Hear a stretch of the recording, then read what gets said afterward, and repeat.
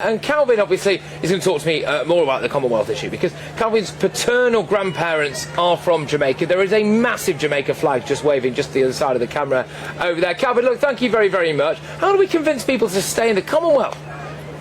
I don't think we need to. I think people love the Commonwealth. We have to take these polls with a pinch of salt. And actually, if we look at the polls, yes, places like Australia and Canada are flirting with the idea, but look at the Caribbean. The vast majority of the Caribbean nations still favour the Commonwealth. And we see this whenever the poll is put to the people.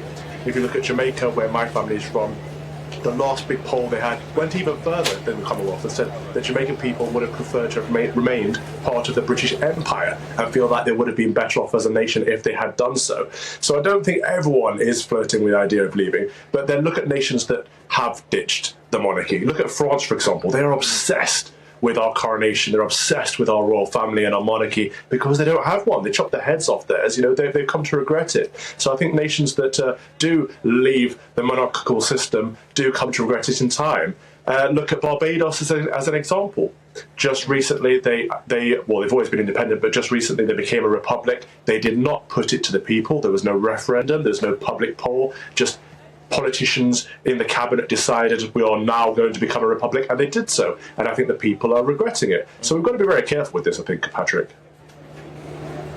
Yeah, look, what do you think this is? Is this the natural conclusion that we're drawing from teaching children in school just all the bad elements of our history and not teaching them any of the good, not being proud of our past and just focusing on the negatives?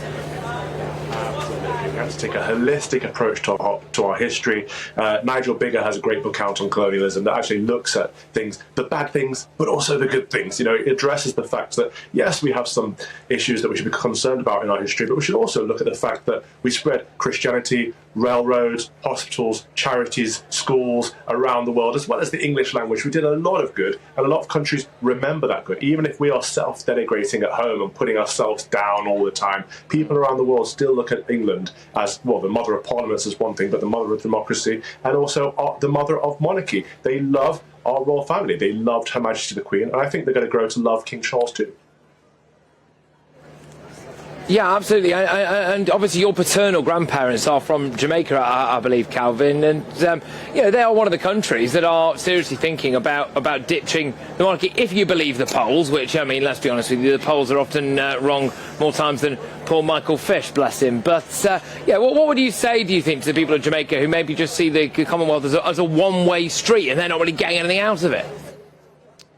I would say let's have a look at what they do get out of it, the relationship that they have with the Commonwealth, and it's one that we need to strengthen further. Now that we've finally left the EU, we can look at the nations that we've worked with and have ties with historically, and nations that we've helped build. There would be no Jamaica, for example, without Great Britain, and that's something that a lot of Jamaicans, I think, are aware of. When my grandparents came over here, they felt like they were coming to the motherland of the Commonwealth. They were very proud to be coming to Great Britain, and they had, you know, plates with Her Majesty's face on the cabinets and that kind of thing. It's a patriotic thing. So countries that are not even countries that are independent now but are still part of the Commonwealth still feel that connection. And I think, yes, there are politicians, mostly on the hard left, that want to sell the idea of becoming entirely independent from the monarchy and the Commonwealth, but I think they are disconnected from the people. The people at the grassroots, generally speaking, know that we're better off united than we are separated. Okay, now, Calvin, look, we are going to be talking quite a bit about this issue because it is quite a startling poll that 6 out of the 14 nations are potentially on the brink of leaving. I am also going to be talking a little bit later on, Calvin, about the security efforts that are taking place here and the mechanisms that the police are using, like facial recognition surgery, that would be something, wouldn't it?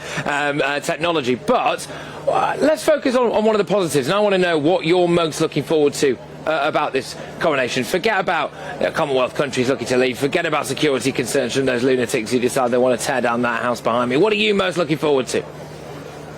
I think this is going to be the biggest celebration of Christianity that we've seen in a long time, other than Her Majesty's funeral, which was the greatest opportunity for mission and evangelism. So just showing the world that we are a Christian nation and that we still have Christian values through this ceremony of the coronation, which is essentially a Christian service, will be fantastic. But also, even looking at this poll, flipping it on the head, you know, the vast majority of the countries, even polled in this poll, still believe in the Commonwealth of Nations. We've got, what, Tuvalu, St. Vincent and the Grenadines, St. Lucia, St. Kitts and Nevis, Papua New Guinea, New Zealand, Grenada, Belize, all of these countries still prefer to be linked to Great Britain and our royal family because they know that that's a strength, especially in the West today. When we look at what's happening in these countries that have republics and have presidential systems as an alternative, it's not that democratic and it's not that traditional. And I think as the West is shifting away from tradition towards what we would probably call woke progressive values, people are looking and saying, actually, is that something I want? No, let's hang on to our traditional Christian values. Let's hang on to our traditional monarchy. Let's hang on